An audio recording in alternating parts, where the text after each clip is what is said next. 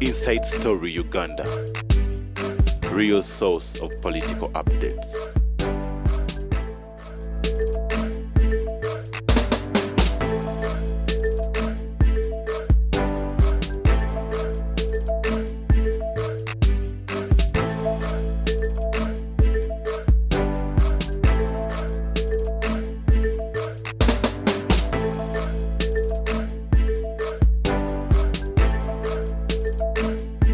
Inside Story Uganda. It's saying nti Nigeria baba na Kenya bwe omanya abaana babubi wayine ebikibiche batukoze nyoko bwa kuna mu muyisi abamirirana bwe wene yenjogera ne yalimba banange oba batulugunya abaana ne babajja mu njala ne babe nemule maybe we Jazira. This is why I'm telling the president, why don't you reconstitute the Human Rights Commission? Mukutamale Bobi Wine avayo n'alaga nti bagenze mu exam neziganya bayamba kati bobe babisindikewa ukimanyi nti bogamba nti bakakitange bonna babine nyoko bomutaddemu bukiri okubona yaba mukakitawo kubana na mama u naye bamayi bukiri kakati ne Bobi Wine tekiri mu interest ye okukola ki okutusasanya okumaganya eggwanga ndowooza nti kubanga ekyansanyusa ennyo Bobi Wine bwe yabaali boogera omukazi n'akabira bakabira babaabwe omusajja naga nti eriiso baali twala owange bamukubya amanyo tayina sirabangayo gavumenti etulugunya waayo kati oba bakikola omuti abaganda bakugamba olaba omulenzi ono Saabajozi Kongolo akikola omuti omubisi omukalu oba mubisi obanga omwana wange era abasajja bano banjoze nnyo. My mother was almost reached. Mukati wange emirundi ebiri oyo Fulanka tumwebaze nakawala bakaitago I have records nga baga nti yali agenda okutta mukazi wange Fulanka tumwebaze I'm telling you tutata kubyogera kompewa records zina ne video chairman yagamba lwaki omugula ko musambi chairman waabwe yagamba that was a mistake of Fulanka tumwebaze lwaki omugula ko musambi no mama nge yangamba nti olekanga mu nsisi gezirira mu ttaka singa video ezo nzifulumya zonna. Do you know what it means? Obolese buzibu. Do you know what it means? Obolese obuzibu tubagenda kuba. Yuma byange ebiro oyo omulenzi yagamba bamugamba why didn't you talk to this man? Naga no. We didn't know that such a technology exists. Bali n'abantu abasinga obungi tebakkiriza nti mbakwata. No. Ati kikinnankabiro nekiyambako naye nga simanyi nti nkolagana n'omusiru kubanga ono omusajja bamuyitani omusiraamu ono gundi omusiraamu ono bamuyitani omusiraamu ki gundi ali mukomera Jamiru Mukulu Jamiru Mukulu abantu be baali bategese tikasaba bamusiba mukomera ne bamusalira ogw'okufa baali bagenda kwata Lumumba bakwate n'akabiro ne baminisita balabana basala mutwe ne baweereza Museveni. Yes. Lwaki anti bamute nemperezo yo n'akabiro teebu yagamba njiya ojingiridde Lumumba was happy era newunyiza omulenzi oyo yagambye mbu Lumumba has stayed there for a long time. I want to put there Chiwanda because in the Ministry of Tourism there will not be money. Who are you? Twagala Museveni atubuulire. Did Museveni surrender the government? No. This is a matter. Ngenda ni wakigongo mubuuzi. Nti twagala Museveni atubuulire. Ya ayinendagano ne mukodobi we. Kanguze katono. No gundi. Lumumba ni mujewo. Chiwanda yalagawo. Naga nti nsereko okay naye tategerekeka nganda tasana namukola mutoire wono gundi olanya twogera naye naga nti oyo awunye ddolo awunya katika kubira eddala yagambye nti owunye ddolo. What do you want there except if you want to imprison people?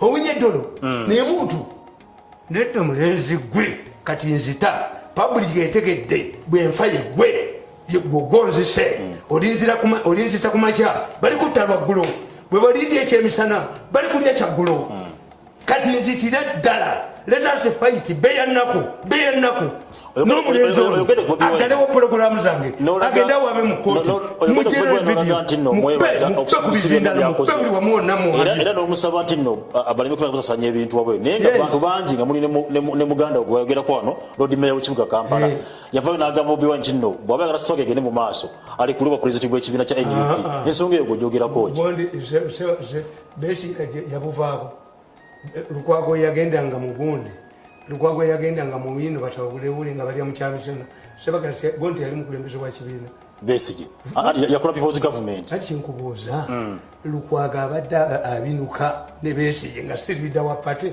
bwekiri oyo Lukwago naye enseekeezi alya n'abano ayagala okusenda senda ono ekibiina bakimuwambeko bwe nti mujja muwambako ekibiina ekibiina kitu asobola mu sitogo ye era kyali pate president waliwo wakalifa ayagala okulya ennyo wano wakalifa ono kwe tuwanja sente z'embuzi waliwo namulindyamu waliwo ono gundi Kazungu kojja wange Kazungu waliwo oyo gundi Mpuuga abali ba sente naye bwe muba mwakalo Mpuuga bwe muba waliwo omwerirwa yenda nakkiriza kati amagulu tegakyasoboka n'omusota gukola ki omusota gweyubula ng'amagumba gakyali magumu Mpuuga namulindyamu Kalevu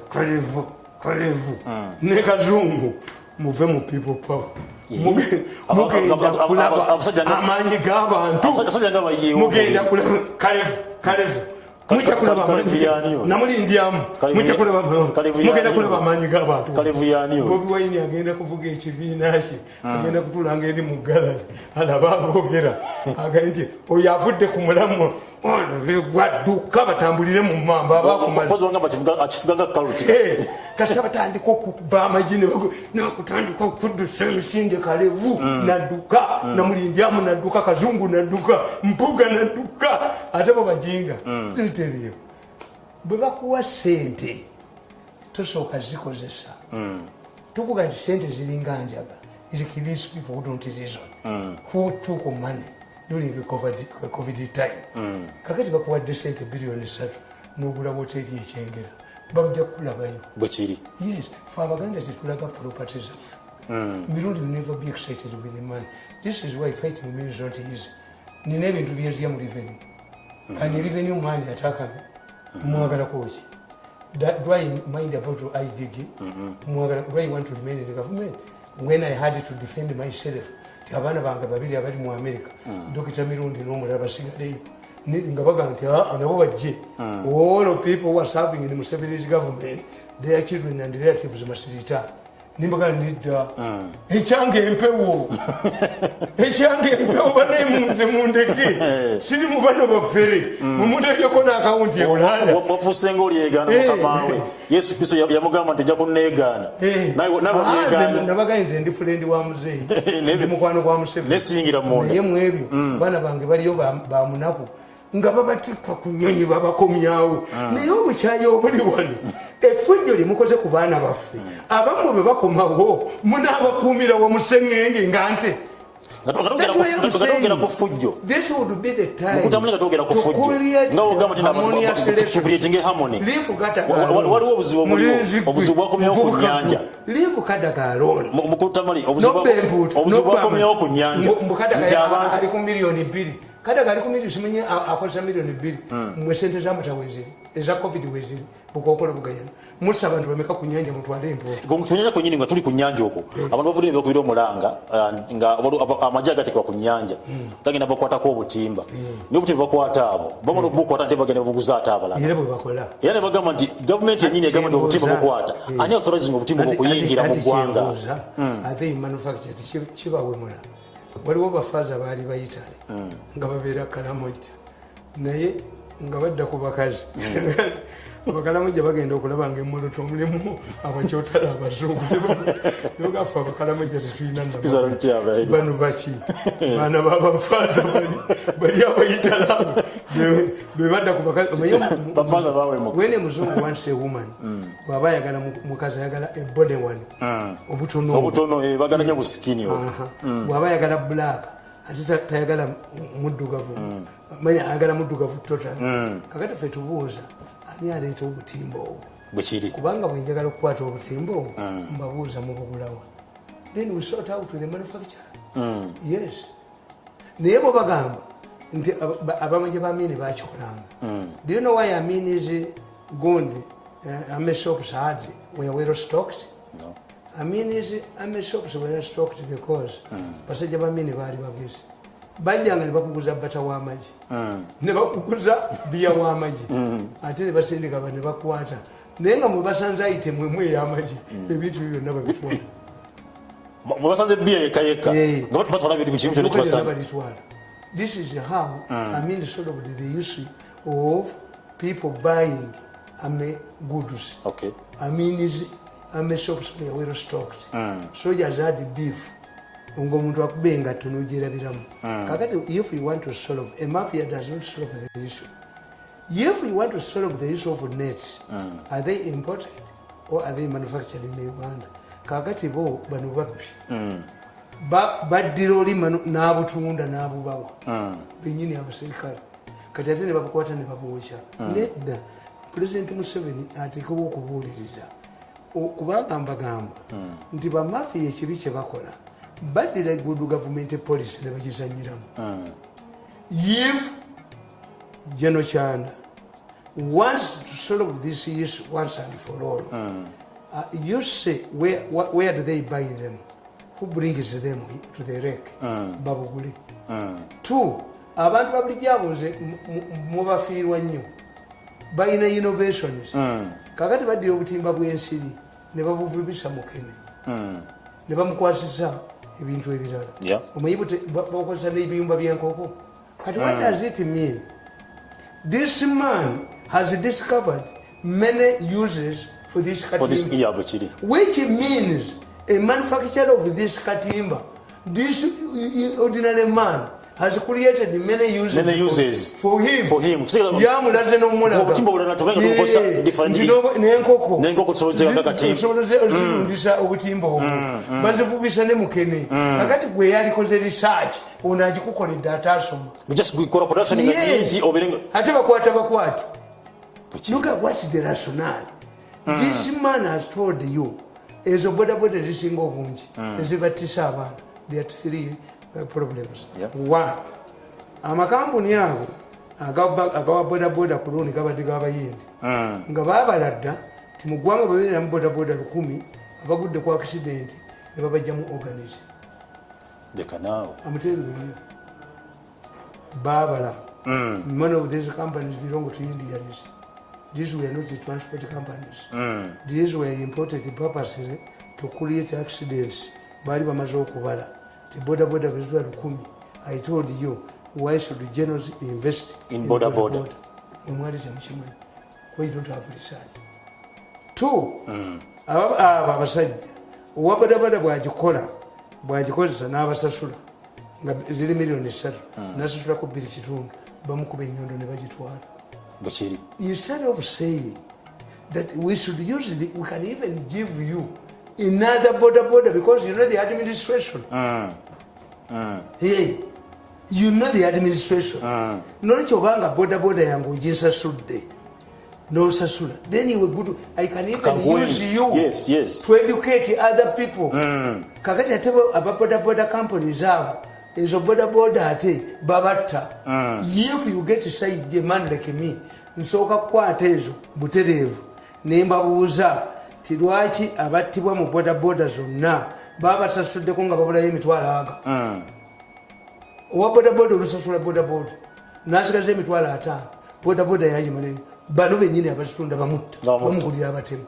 3, bukya batta ba boda tusoma mu bukedde nga bwe nkwete akasajja kabukedde kabadde kabirudinga keesi omwana nga bamutte era kamukuba luli ku mukazi nga tekamukubye kati nti ali bubi ekitegeeza bakakozesa kabadde kabirudinga keesi akabondo akali mu Kampala akabondo kali luddawo. If you bukedde kasajja kasimanga kabini, if you know it, there is a kabondo a gang in Kampala. How long does it take the police to apprehend them? They were building but bagala gamba nti omwana ngatiddwa gundi mbayina ku video mbayina saagala. Who attacked Mirundi said, no. Jagala baby, be able to speculate again. Mbamani, I know them, and they will pay. Yiga.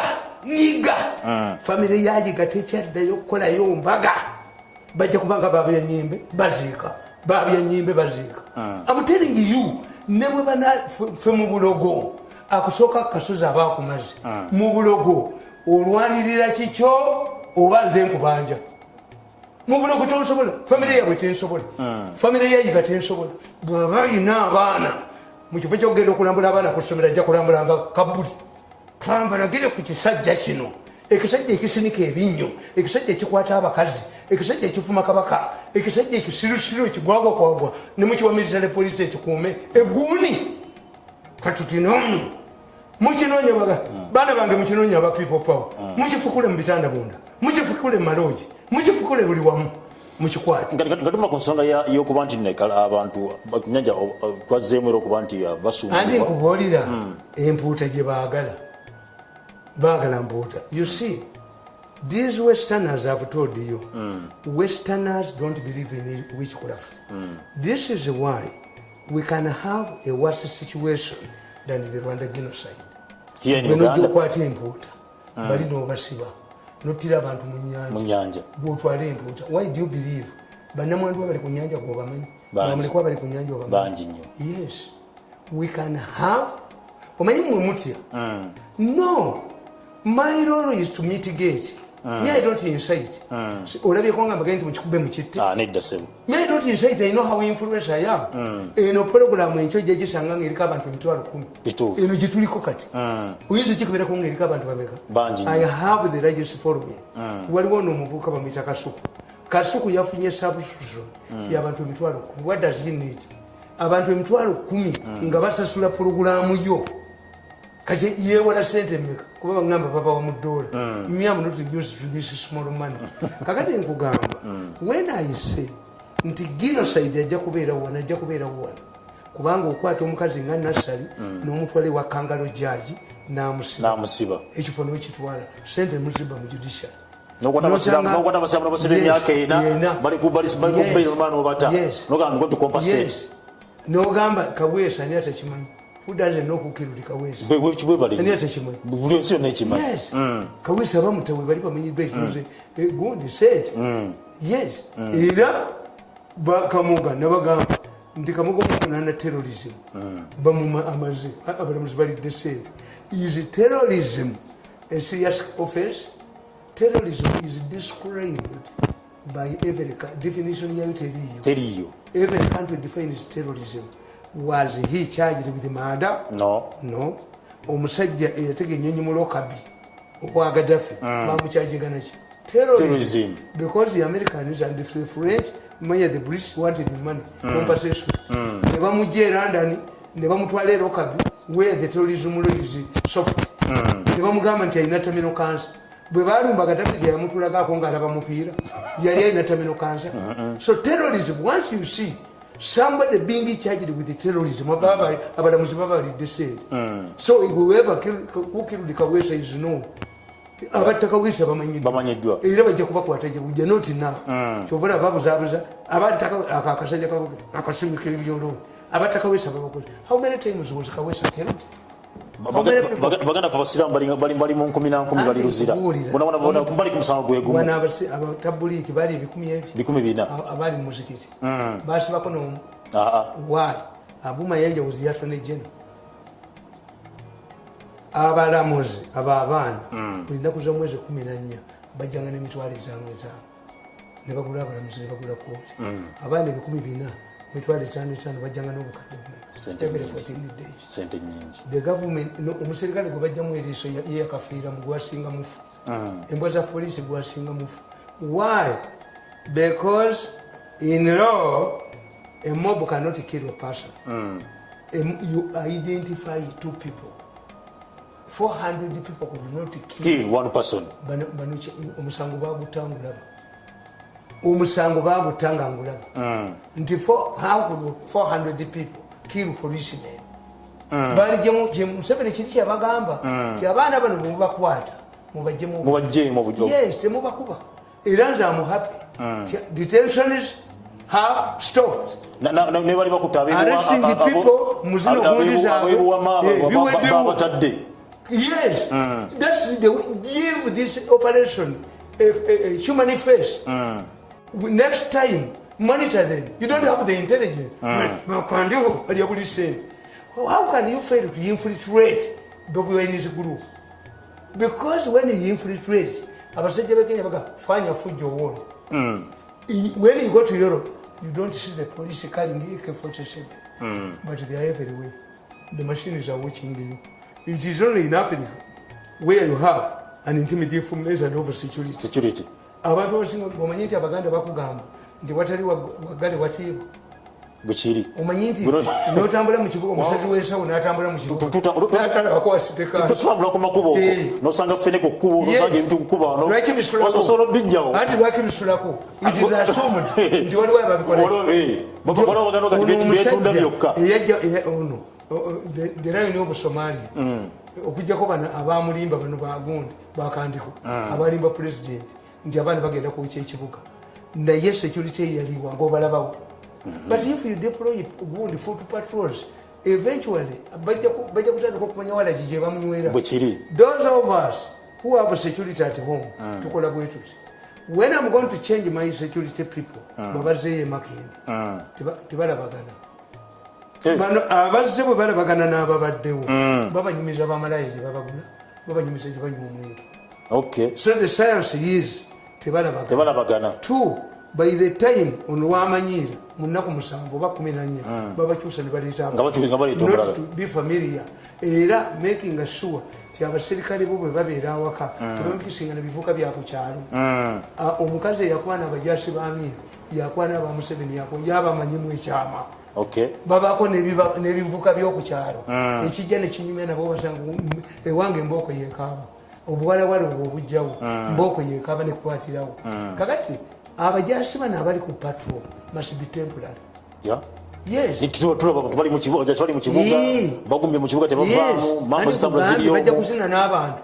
Eventually they will understand. Look at the French Revolution. What caused the French Revolution? People like Lafayette who had gone to help America in the Mexican War. Bakomawo ne balaba nti bali betugenza okulwanira bali bulungi okusinga ffe. When you mix abaserikale bano ne wanayingi bagenda kutegeera ebizibu. Some are related. Tulina mobile phones. Ajja kubira owekaliza muge nti kati ffe tubeera ku kundi kuzana. And when these people are on patrol, do you see a vehicle bringing them food? No. Babaleetera amazzi at intervals? No. Yes. The army commander must look into this. Nti abaserikale bano tebasaana kuwomba sigala. There should be waliwo abasajja edda nga sinafuna ba gavumenti waliwo abasajja bayitanga Lapidiani they could come and check wa musirikale ekiro 7 nga bakola patrols ne babasanga nga yebasa. Okimanyi nti abasirikale abo abasinga obungi ab'ebikampuni bino tebaba na masasi. Mundu zibate zirima ate muli ebirala bifu kutisa tisa omubbi yajja ne mugamba piga wuyo mujinga ng'akuba nga temuli wadde nga temuli anti rago bategeera anti amasasi bagula magule emundu ezisinga obungi kugenda okuwulira nti wasekiruko bamuse ani ekiro naye kyewuomubbi yansanga eweeru nze namwekolerako piga wuyo mujinga nti akuna musee piga wuyo musuma nti akuna ngenda okukebera emundu mubagana musasi era ekyakubakubuulira gwe tokitegeera waliwo omugezi nga ffe agamba omuserikale nti mbalulira mulimu gyadisasula teri. Abasajja bemulaba abasekirika abasinga obungi bebattira ku bizimbe byafuna oganisha naye temuli masasi. But what I was saying ti abasajja abo babegyeta Lapidiani bajjanga okucekinga ku basirikale ne bajja oliko wapi wewe bayinza okusanga nga yebase bayinza okusanga nga yagenze dda kunywa omwenge mumwebase mumulowooza nti ebweru gyali kakati abasirikale abo abaana baffe abo must be checked on. Nze jjo ate nze mbagala nnyo omwana wange anabo abantu bensingamu okuba n'amaanyi ba security. Security people and government people. Nze omuntu gwensinga kino kankiiseewo omuntu gwensinga okwegomba mu nsi muno Uganda gwe neegomba omusajja w'amagye bamuyita omukulu omwogezi wa mu deputy ayogera amagye ayamba ku magye spokesperson owokubiri ayogerera amagye Dewa Akiki ye omusajja gwensinga okwegomba. Omanyi lwaki abatoolo olutoolo lw'Olufalansa olutyovola bantu bakugamba nti endagaano zonna ezikoleddwa ey'Olufalansa ejjanga okulamula Olufalansa terukyusa bigambo olina ekikazi nakisajja ekyokubiri luli diplomatic the diplomatic language in Uganda is lutoolo nono yaliko yali ayogera the way he talked tabogera takolaki ono gundi eyaliwo gwe baatwala yani aliwo eyali omwogezi baleete ono omukyala balete ono byekwaso the other man Jeno Kasiri akuba abantu kale amagye gajja kwogera naye kubanga mu operation eno taliimu that man ne was a good man kubanga military Akiki musajja oyo mwagala nnyo engeri gy'akwatamu mutoolo you see people abantu baffe mu Africa tetulina specifications nti amagye ga Bungereza ferongo time mulimu abaguka battalion y'abaguka bagenda mu Himalayas ne babajjayo why the Gukas are very courageous the Gukas see at night balina amasoga bagalengera wala kakati ffe mu Africa tetutegeera ku is good at what if you take a battle in diplomacy they are like the French. Okay. You cannot think that Mutolo is annoyed.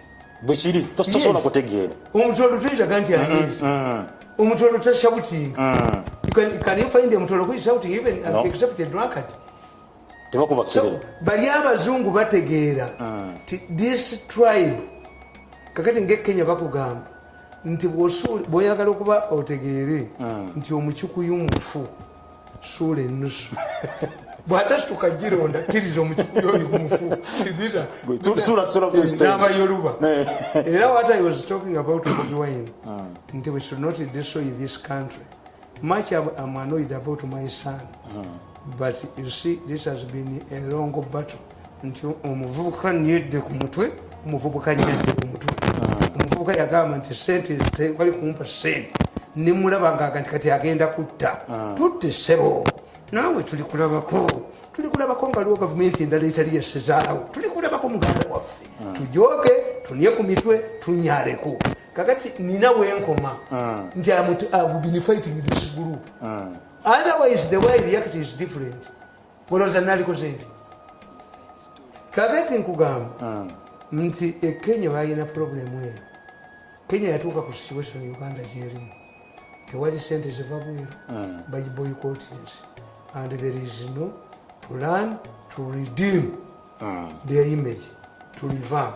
kyekyali baddewo the president can even say safe houses ziwerewe nga bebawere ebibundi ewani jinja kuddamu nti gondi Nalufenya aliyo Nalufenya do you think it is not there ekyakola Nalufenya okufenya is ekiganda word abaganda batuma amakomera amanya agakanga chita lya mmere bamututte chita lya mmere there is no woman there is no sex kikibategeeza emmere si food chita agenza ekita lya mmere ate eriyo omukazi teri gye bayite ekita lya nti the intention was because women are coming in good kakati nga abantu kibabasibako era in the old days during colonial time an important man nga tebamusiba mu kkomera ate bakusibaki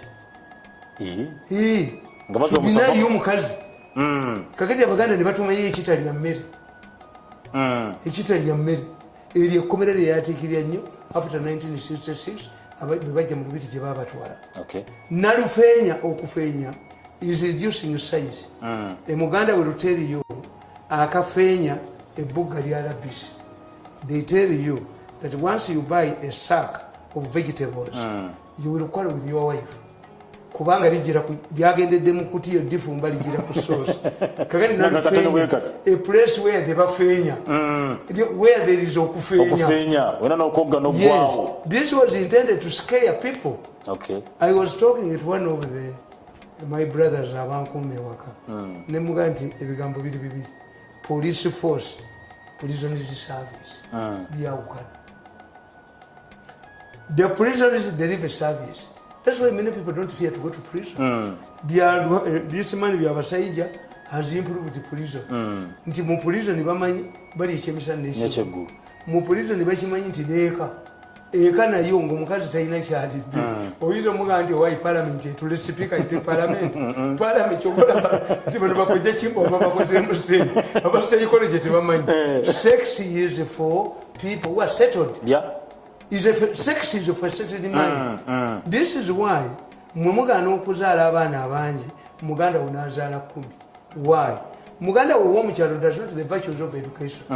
Yo omwana we bw'agenda ku ssomero tamanyi quality education fe tugimanyi ti omwana wange wa nasale alina okusasula obukadde 5 abasekage basiru ono yawaaba n'okuwaaba seba tulina omukulu w'essomero atusaba ssente z'obuugi ng'ate Museveni yatugana okusasula ssente ng'agenda kuwa abaana be nedda seba abaffe ku mwenge onywa mmeka. So kakati oli omusajja w'omukyalo omukazi ye TV ye radio ye gwe mwenge gwe agenda ekalagala empale gye yalimiddemu najja agifunyemu ate banaaba mu wiiki omulundi gumu kubanga ebbugumu lino nga mwebisirwe lwa mukazi oba wanaabye empewo ekufuuba nnyo banaaba omulundi gumu mu wiiki ng'obumanyi obukodyo. kakati omusajja alina omummonde gwe era mumugenda ne mugamba mbu omusajja akubye omwana we lwa nusu 10 musiru. No, this man does not want to produce sheaves. Ekyokubiri enusu 10 omanyi eva lyalo ng'oyina enusu 10 mukyalo mukene wa nusu wange omuzigo gwa nusu 10 amatooke gogalina enkuwa eziri kufikako nezakokunywa n'ez'okunywa tooba oba wala era kyobona nti mwabasiraamu mwesiimye nnyo. Why? Abatamiivu balina enkola bwezi osobola okugenda ne mukwano gwo naguli ekiba za bbiya 5 gyemitwalo eki depending on the place but it cannot give you 5,000 to take home. Tekisoboka. Why? Buying you beer is not recurrent expenditure. No. Recurrent expenditure means you cannot come to me to give you money to take your omwana wo kusomero. Because bwe nkusasira semester esooka kitegeeza n'eyokubiri recurrent expenditure. Ekyo kakati abakazi beewuunya oba ogamba tolina ssente ng'ojja otamidde ye omusajja amugulira omwenge naye nga tamuwazimuoba n'atendeka omuwezi era abantu abavu bagenda ne bagamba nze okungulira emmere mutwale kumpi takuwa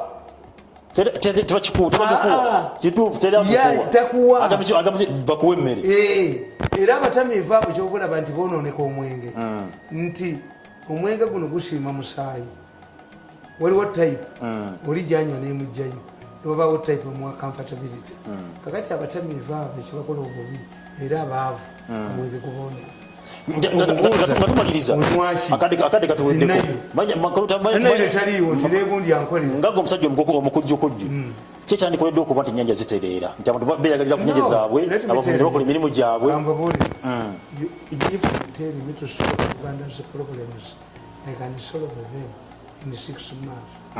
Let me ask you, why do these people fish younger fish? And they are going to continue. Why? The only exports we can do in Congo is fish. Now that the Congolese are coming here. Katonda yakola mulipa Congo temuli byannyanja mulimu nsonzi busota. Kati for you don't know. Lwaki abachina bali mu nsaalo batwala nsonzi. Ensonzi zikuyamba mu iron. Abachina bagala nnyo ensonzi. Okulaba abakazi bali emmungu. Olwakire ensonzi kati abachina bazitwala.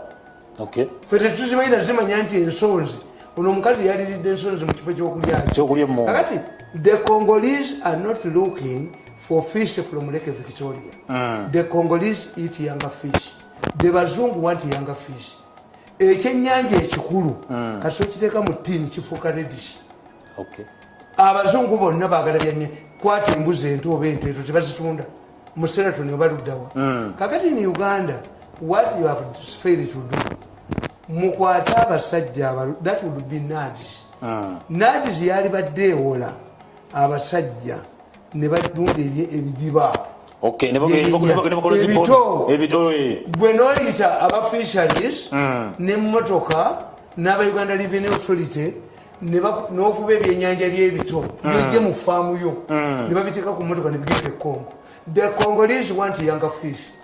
For you don't want younger fish to be fished, but the market is there. What do you do? I think I'm going to send a new and you always look at these idiots. When you confiscate this younger fish, you donate it to the schools. Kakati oli musiru nnyo kuba kyotegeeza nti biriibwa olaba engala by'omuntu. I can solve Ugandan problems within 6 months. Given cooperation from other forces.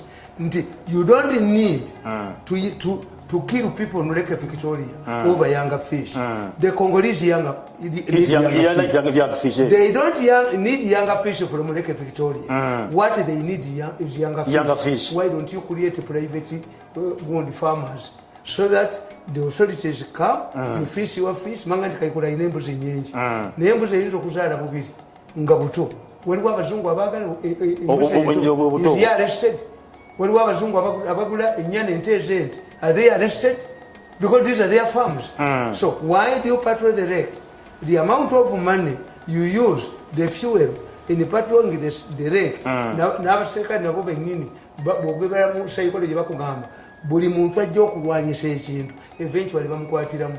Abasirikale bonna abalwanyisa enjaga mu America basembayo bakazi babe bagitunda oba baani become captive. Kakati mu Uganda teweetaaga kuteeka maato ku nnyanja, obutimba tebwetaaga.